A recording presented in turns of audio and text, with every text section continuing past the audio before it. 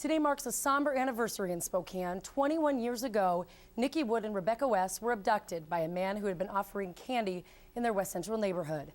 Nicki's burned body was later found. Rebecca never has been. KXOY4's Kylee Cruz live in West Central tonight. And Kylee, even after 21 years, the community still has not forgotten these two girls.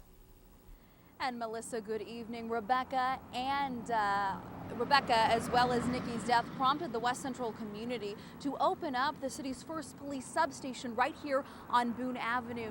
Now, 21 years later, there are about a dozen cop shops across town. And tonight, on this anniversary, we speak to Nicki's dad as he looks back on this tragedy. On this chilly October day, a dad remembers his little girl. Always a tough one, isn't it? Taken from this earth far too early. Purple was her favorite color. So it's only fitting that on the 21st anniversary of Nicki Wood's death, her dad, Dan, brings purple wildflowers to her grave. She just brought us so much joy, and then it just left a big void. Nicki and her friend Rebecca West were last seen leaving a corner store in West Central Spokane. Nicki's body was found beneath a burning pile of pine needles during Firestorm 1991. Rebecca has never been found. There's nothing that can describe the emotional state that it puts one in. Dan only got to see Nicki celebrate 11 birthdays. Today, she would be 32. Instead of bouncing grandchildren on my knee, I get to come out here. While time slowly heals the wounds, Dan hasn't stopped grieving. There's scar tissue, and you just don't get over it.